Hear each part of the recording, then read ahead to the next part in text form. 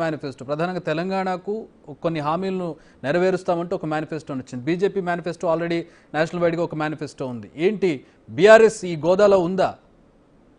మేనిఫెస్టోకి సంబంధించిన వార్ నడుస్తుంది. మీ మీ మీ మీ పాత్ర ఏంటి ఇక్కడ ఇందులో? సార్, ముందుగా మీకు అదేవిధంగా బిగ్ టీవీ ప్రేక్షకులకి, యాజమాన్యానికి, అదేవిధంగా ప్యానెల్లో పెద్దలందరికీ నమస్కారం.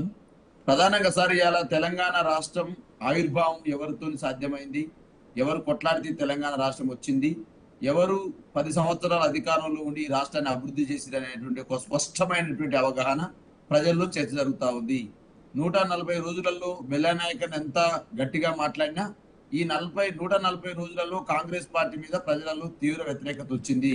ఆ వ్యతిరేకత రావడానికి కారణం ఏంటంటే వీళ్ళు అనేక రకాల అసంబద్ధమైనటువంటి అబద్ధపు హామీలు ప్రజలకు ఇవ్వడం అనేది స్పష్టంగా తేలిపోతా ఉంది. నేను మహబూబ్నగర్ పార్లమెంటు సంబంధించి షాద్నగర్ అసెంబ్లీ ఇన్ఛార్జిగా ఉన్నాను. నేను ఇలా కొందుర్గు మండలం చౌదరిగూడ మండలానికి వెళ్ళాను. అక్కడ పెద్ద ఎత్తున రెస్పాండ్ అవుతా ఉన్నారు. అయితే షాద్నగర్ మున్సిపాలిటీ అయితే కాంగ్రెస్ పార్టీకి ఓటేసిన వాళ్ళు మన్నా అయ్యో మేము వేయము, అంతా తెలంగాణ రాష్ట్రాన్ని తీసుకొచ్చింది కేసీఆర్ఏ, అభివృద్ధి చేసింది కూడా కేసీఆర్ఏ, అంతో ఇంతో కేసీఆర్ ఉన్న వల్ల కొన్ని పథకాలు అనేవి స్పష్టంగా అందేవి, ఇవాళ కాంగ్రెస్ వచ్చిన తర్వాతకి మాకు ఒక్క పథకం కూడా అందట్లేదని చెప్పేసి మాట్లాడుతున్న సందర్భాలు. ఇప్పుడు పార్లమెంట్ ఎలక్షన్స్ లో బీఆర్ఎస్ రోల్ ఎట్లా ఉంటుంది అనుకో, ఎన్ని సీట్లు వస్తాయి అనుకుంటున్నారు మీరు? ఇవాళ కాంగ్రెస్ పార్టీ మహబూబ్నగర్ పార్లమెంట్ లో థర్డ్ పొజిషన్కి వెళ్ళిందండి. ఇక్కడ మాకు పోటీ ఇచ్చే పరిస్థితి లేదు. ఓవరాల్ గా చెప్పండి ఒకసారి, ఓవరాల్ గా తెలంగాణలో ఎన్ని సీట్లు వస్తాయి అనుకుంటున్నారు బీఆర్ఎస్ కి? సార్, ఇప్పుడు ప్రజల నుంచి స్పందన వస్తా ఉంది. 12 స్థానాల్లో విజయం సాధిస్తామని చెప్పేసి మాకు ఇలా అన్ని సర్వేలలో తేల్తా ఉంది.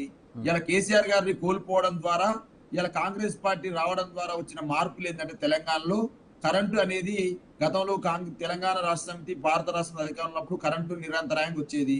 ఇలా కాంగ్రెస్ వచ్చింది, మార్పు వచ్చింది, కరెంటు పోయింది. ఇలా రైతు బంధు సరైన సమయంలో వేయలేకపోయినారు. అదేవిధంగా 500 రూపాయల బోనస్ ఇలా రైతాంగానికి ఇవ్వలేకపోయినారు.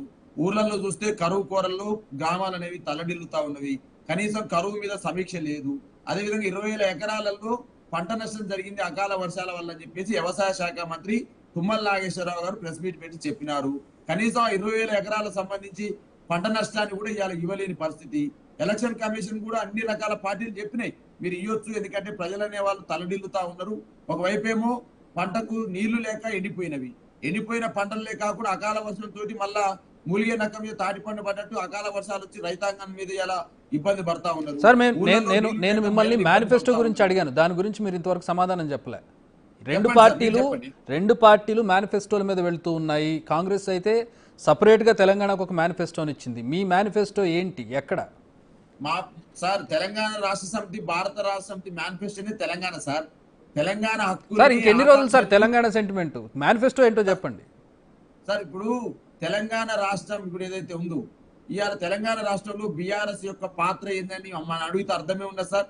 కేసీఆర్ పాత్ర ఏందని అడిగితే అర్థమే ఉంటుంది సార్. ఇవాళ పార్లమెంట్ లో 16వ లోక్సభలో మనము 17వ లోక్సభ సంబంధించి ఏదైతే జరిగిన పార్లమెంట్ లో 4,754 క్వశ్చన్లను తెలంగాణ హక్కుల కోసం, తెలంగాణకు రావాల్సిన వాటాల కోసం, తెలంగాణ రావాల్సిన ప్రాజెక్టుల కోసం అడిగింది ఎవరు సార్? బీఆర్ఎస్ కాదా సార్? మరి ఇదే కాంగ్రెస్